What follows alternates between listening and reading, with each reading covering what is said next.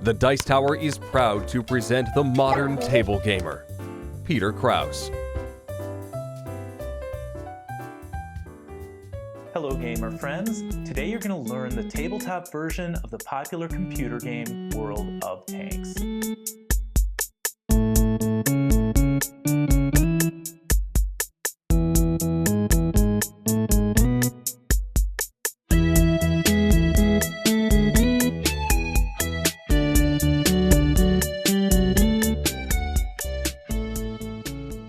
The Modern Table Gamer channel gets your games to the table so you can play more and burn your rule book.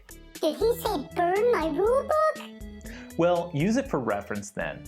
You get a thorough rules understanding before you play, and you get a thorough rules understanding before you might pay. World of Tanks is a deck building game that lets you command a force of troops, equipment, and vehicles, where your goal is to prove your valor by collecting more medals than your opponents. You earn 1 medal for each vehicle of your opponents you destroy, 3 medals for each opponent's base you take down, and 5 medals for each achievement you obtain.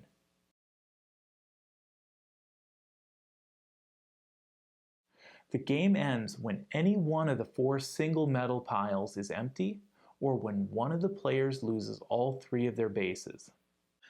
For those who don't know how a deck building game works, you start with a limited number of cards in your deck. In this game, a total of 6. You have 4 engineers, 1 technician, and 1 volunteer. As the game progresses, you use your cards to either buy more cards, which gets added to your deck, or use your cards effectively to work with your strategy within the game. All the cards in your deck will continue to get recycled over and over throughout the game. The way this works is if there is ever a time where you need to draw a card and your draw pile is empty, you just shuffle your discard pile to make a new draw pile and then continue to draw.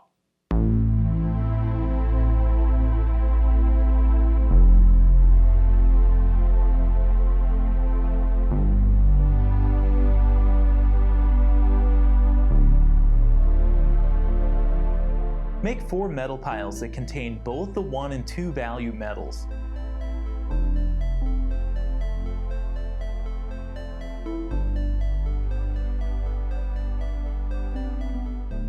Then shuffle all the achievement cards, draw and lay out 1 more than the total number of players. In this case, we're going to lay out 5 because we're playing with 4. The rest of the achievements then go back in the box and won't be used for the game.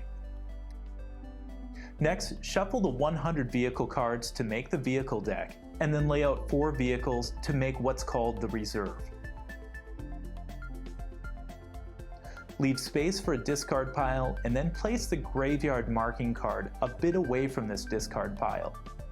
Each player starts with a deck of 6 cards that contains 4 engineers, 1 technician, and 1 volunteer. This makes up his or her draw pile, called the garage.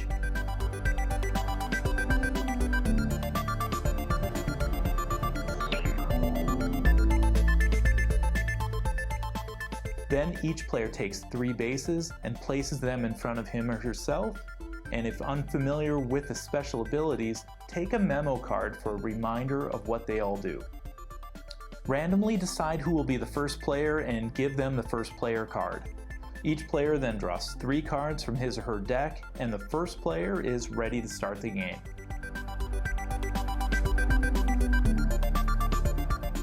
When you take a turn in this game, it is divided in 3 phases. Phase 1 is where you repair damage to vehicles and bases by rotating them back to the vertical position. Phase 2, play the cards from your hand in one of 4 ways. You can use the card's resources, you can defend a base by first using the card's ability, you can assault an opponent's vehicles or bases, or you can do nothing. Phase 3 of your turn is where you replenish the reserve by discarding the farthest card away from the draw pile, moving the other 3 cards away from the draw pile, and then draw a new card. At the very end of your turn, you draw 3 new cards. Turns progress until the turn where either one of 4 single medal decks is empty, which are the 9 single medal cards, or a player has no more bases. When this happens, play continues until the player to the right of the starting player finishes his turn.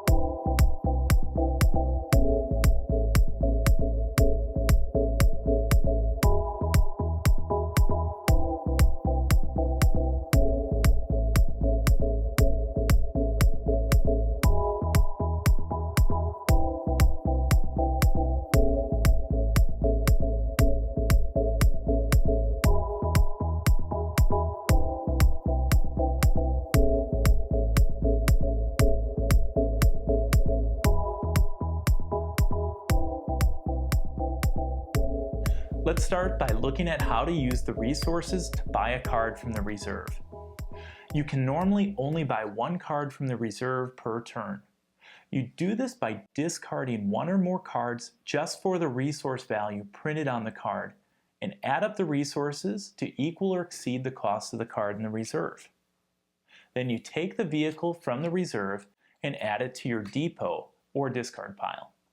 Replenish this empty space in the reserve by sliding the cards of the reserve away from the vehicle deck and draw a new card out to the reserve. If there is a reserve card with a cost of 0, you still have to use a card with a resource value by discarding it to the depot to obtain the 0 cost card from the reserve.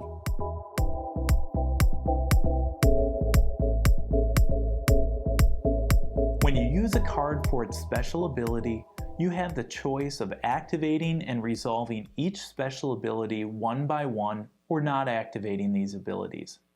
And then if the card has an armor value of a 1 or a 2, this card must be placed on one of your bases that is unprotected. If all of your bases have vehicles protecting them, then replace one of them with this new card and place the removed vehicle in your discard pile.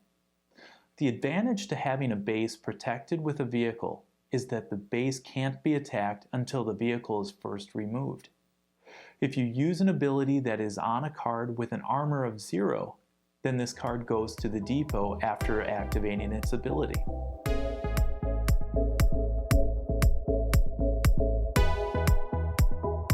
Some cards have no ability to activate. In this case, the card would immediately defend one of your bases.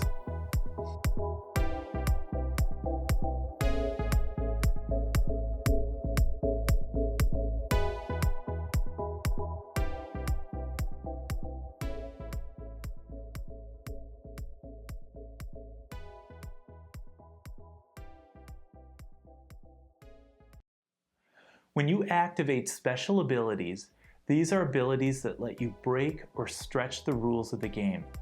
It's time to learn these icons and see what you can do.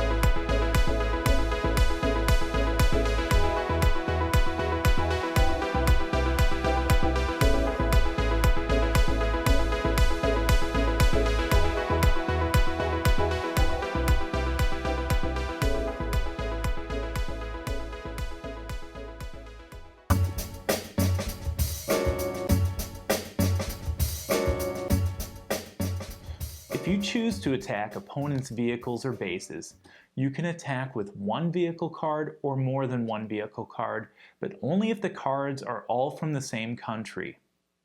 Announce all of your vehicles involved with the assault before your assault, and announce the target for the first vehicle and resolve that before attacking with the next vehicle. Each vehicle can attack either the same target or different targets, even from different opponents. To resolve an attack, if the power of the attacker equals or exceeds the armor value of the defending vehicle, you destroy the vehicle.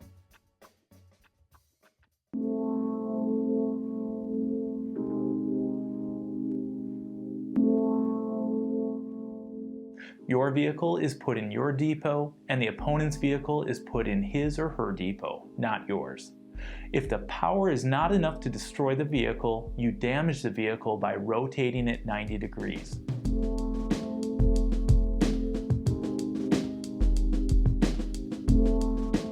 The next assault on that vehicle would destroy the vehicle. Then at the end of your turn, you get one medal matching the country of your force for each vehicle you destroyed. If you destroyed 2 vehicles on your turn, take a 2 medal card.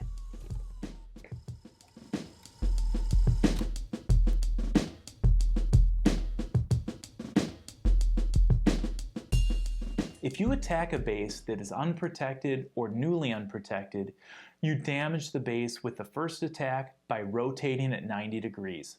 Your attacking vehicle goes to your depot as normal, and then if you can attack it a second time or another opponent could attack it again, the second attack would destroy the base.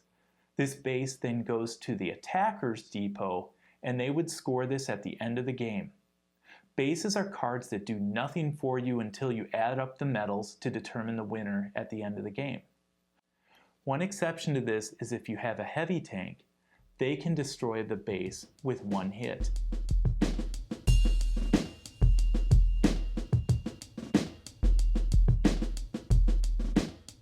We're getting to know this game pretty well by now, but don't forget the bigger picture: achievements. These are cards that are awarded to the player who qualifies the best for each achievement. They are worth 5 medals each, so don't forget about them because without them, your chances of winning are minimal. If more than one player is tied for the achievement at the end of the game, then no one is awarded the achievement. Use the rulebook as reference for the achievements if you forget.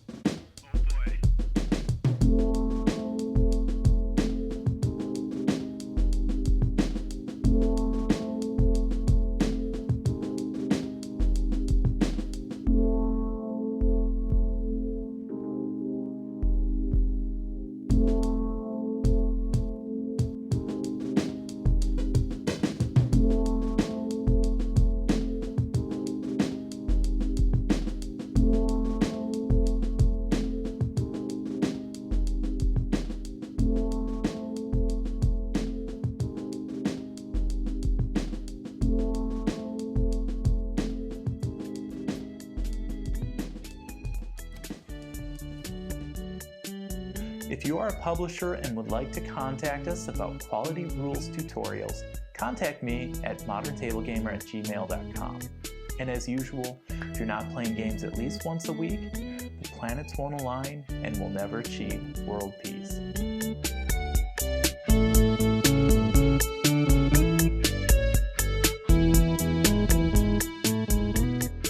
Thanks so much for watching the Dice Tower videos. Find more great videos and reviews as well as our top-rated audio podcast at Dicetower.com.